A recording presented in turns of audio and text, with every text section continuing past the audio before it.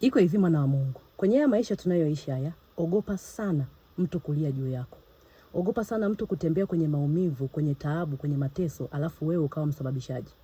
Mwana wa Mungu, ubaya ni mbegu, maumivu ni mbegu. Ukipanda sehemu yataota tu, yatakurudia.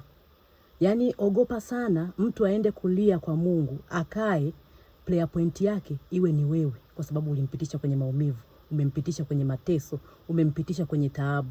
Yaani badala ya akae aombe Mungu amsaidie uchumi wake usimame, Mungu amsaidie watoto wake waende mbali, Mungu amsaidie kwa hiki na hiki, anapiga magoti, anaomba kwa ajili yako. Anaomba kwa sababu ya wewe kumfanyia ubaya. Watu wa Mungu, mimi sio nabii, lakini mimi nakwambia huo ubaya lazima utaulipa. Wanakwambia tena ubaya unakuja kwa riba. Na uombe Mungu huo ubaya ulipe wewe, asije kulipa mtoto wako. Kwa maana watu wengi mnatembea kwenye ubaya, mnafanyia watu ubaya, alafu haviwapati, mnahisi kama mmesalimika. Mnaacha mateso kwa watoto wenu. Yaani kwa mfano wewe ni dada, hapa nazungumza na mawifi. Mungu kakujalia, umepata uchumi mzuri. Wewe kwenye familia ndo una hela. Badala ya sasa ukae uanze kujenga nyumba yako, wewe ndo unaanza kujenga nyumba ya kaka yako. Yaani wewe ndo unampangia wifi cha kufanya.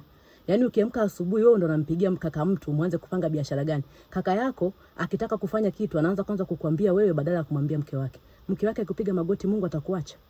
Hawezi. Yaani wewe kaka leo umempatia dada watu mimba na mtoto amefanana copyright na wewe. Alafu baadaye unamkataa. Unasema mimi sihusiki. Mungu atakuacha? Hawezi kukuacha. Nimekwambia mimi sio nabii, lakini Mungu hatakuacha. Niamini mimi. Yaani wewe leo Mungu amekupatia kacheo kidogo tu. Umekuwa sababu ya kuumiza wenzako wote. Hapo kazini umewaharibia wenzako wote, umesababisha wote wafukuzwe kazi. Umeenda kwenye ofisi za watu, kwenye biashara za watu, umesababisha mpaka riziki zao zimefungwa. Yaani unamnyima mtu riziki kwa sababu tu Mungu amekupa cheo kidogo. Amekupa tu namna fulani ya wewe kuweza kusumbua watu hapa mjini. Mungu wangu nakwambia hakuachi. Mungu hata kuacha. Hata angekuwa ni Mungu wa gizani, atakupiga tu. Yaani mama, mtoto, baba wote walie kwa ajili yako, kwa sababu umeharibu riziki ya mtu, sehemu ya mtu ya kula, maana yake umeharibu mama, mtoto, baba. Hapo bado hujaangalia wale wote walio wana nini? Wanalishwa na yule baba uliyemfukuzisha kazini, yule mama uliyemfukuzisha kazini. Wewe unategemea hayo machozi yatakuacha? Nimekwambia mimi sio nabii, lakini hayo machozi hayatakuacha.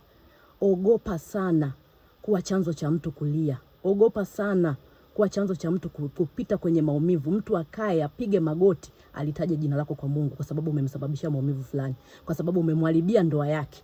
Yaani wewe ni mchepuko, unajua kabisa huyu ni mume wa mtu, bado unaenda kumtambia mpaka mke.